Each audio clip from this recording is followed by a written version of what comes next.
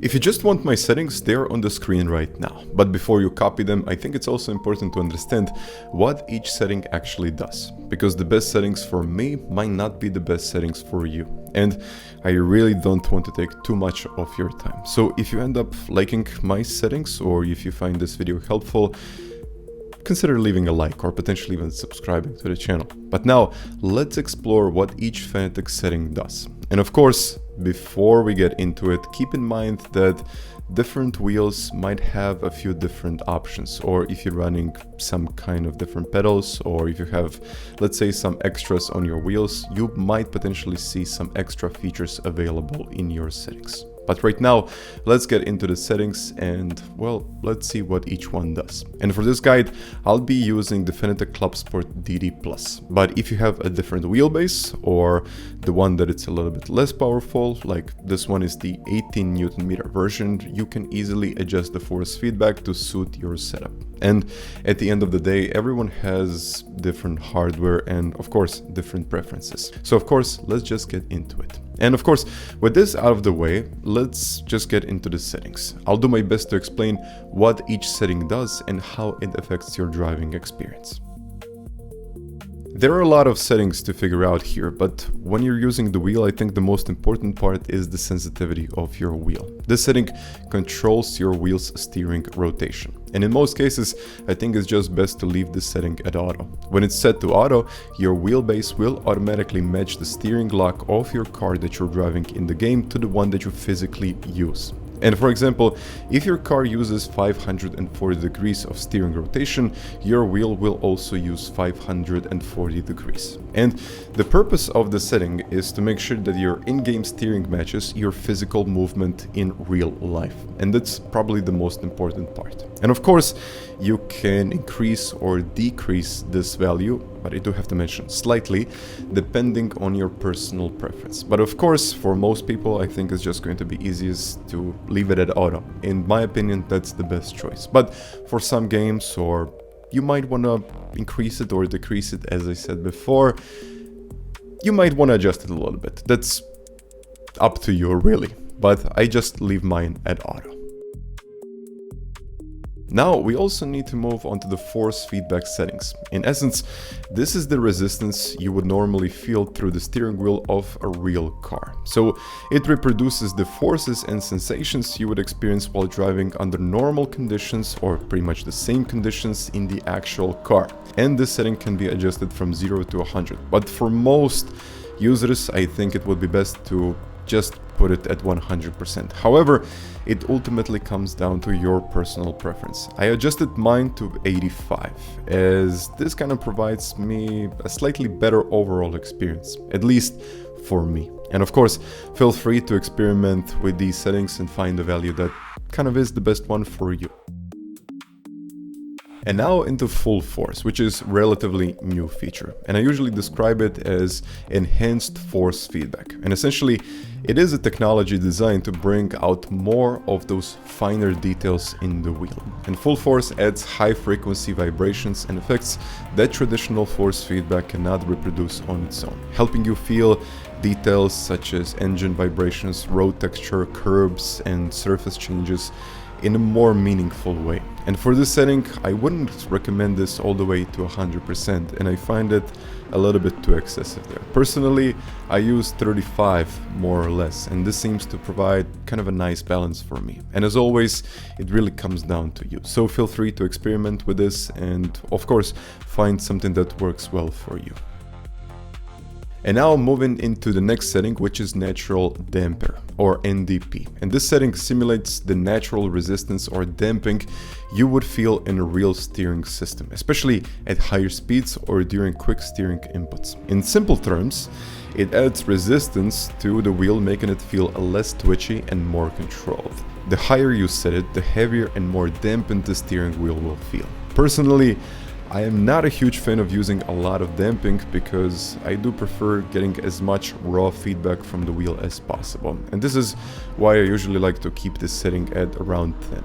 It provides just a small amount of resistance without significantly affecting the detail coming through the force feedback. So if you're just experimenting wheel oscillations, you may want to increase this setting. Just keep in mind that adding too much damping can also make the wheel feel very heavy and less responsive. So in a way it can feel a little bit like you're driving an older car with less direct steering. And for me, a small amount works the best. It keeps the wheel from feeling completely loose while still preserving the majority of the forces and details coming from the wheelbase.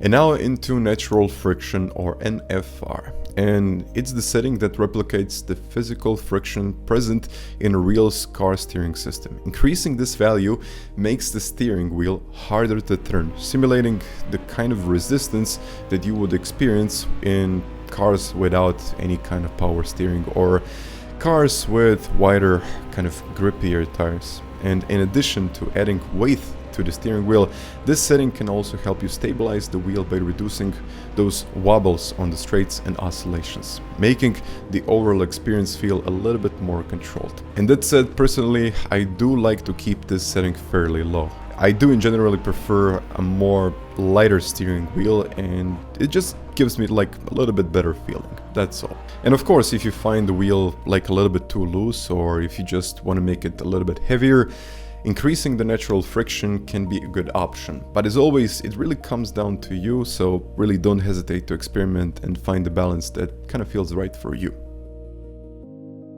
Now into natural inertia, and this setting simulates the effects of additional rotation mass in a steering wheel, making the wheel feel as just it has a little bit more weight behind it. And this can be especially useful if you're using a lighter steering wheel, as it helps to kind of create a more substantial and realistic feel.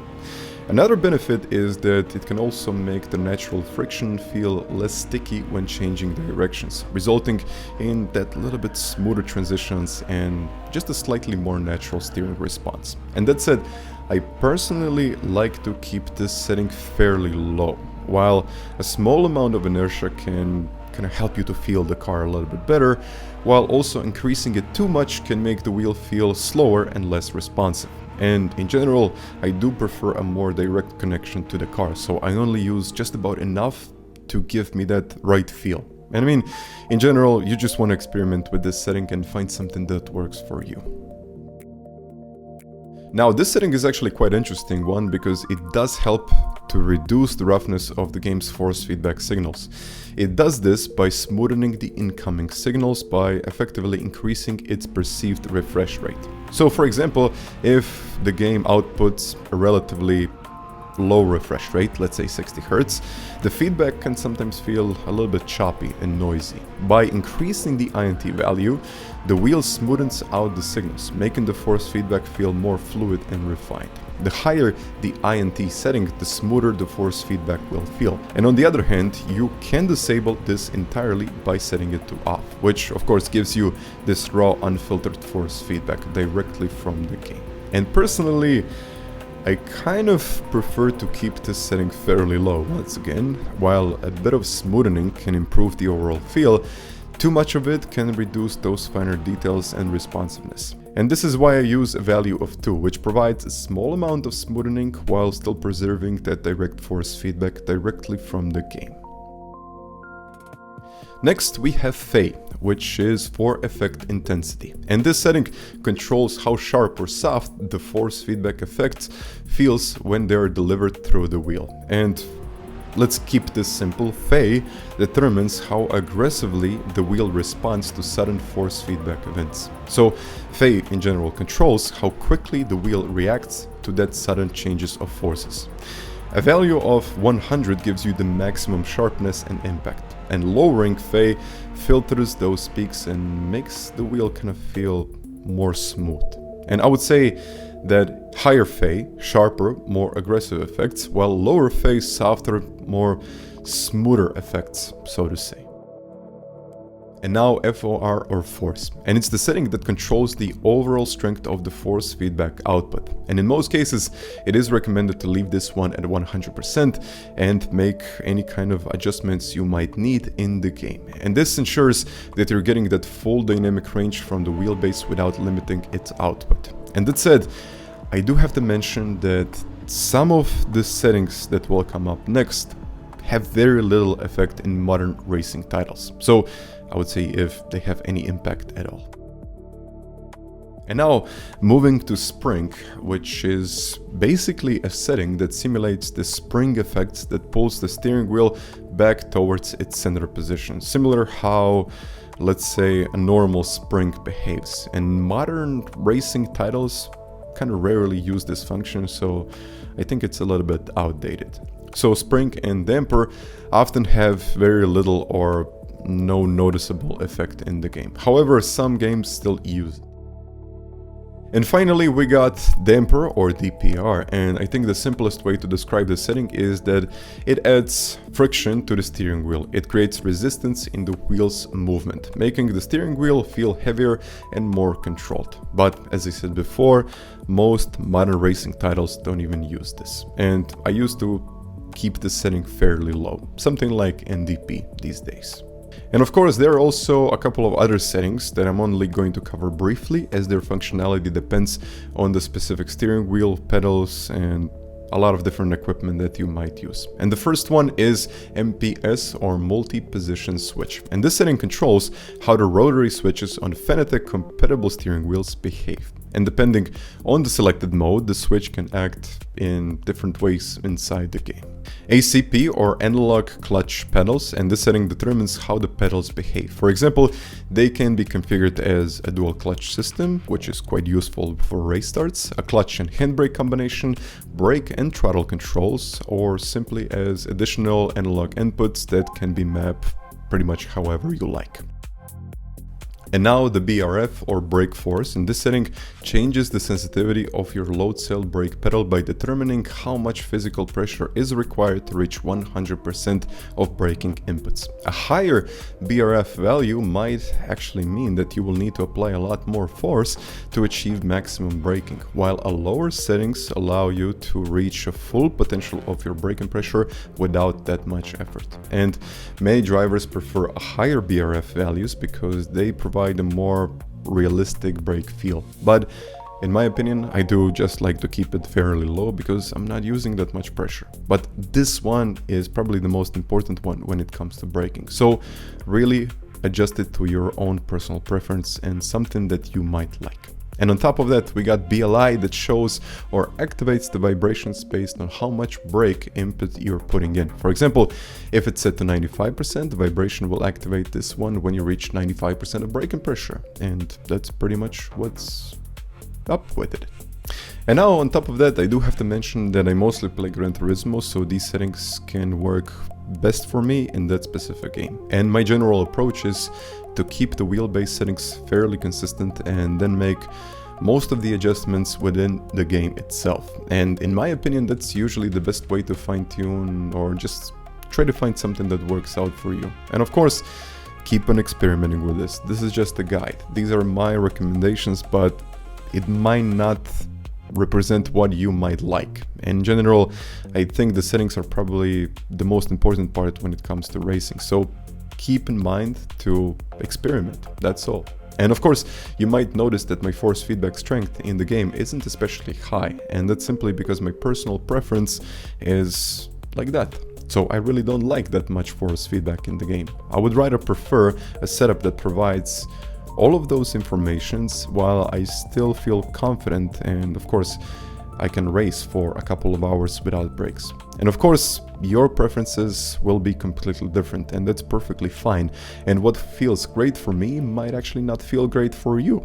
As for in the game settings, I usually like to keep my settings or sensitivity settings at 10. I feel like this kind of helps me to feel certain changes, but I tested it at 1, tested it at 10. I haven't seen any kind of major improvements or drops in performance. So this one is completely up to you. And of course, guys, thank you very much for reaching the end of this video. And if you potentially have some additional questions, please leave them down in the comments. So thank you once again for watching, and I'll see you in the next one. Bye.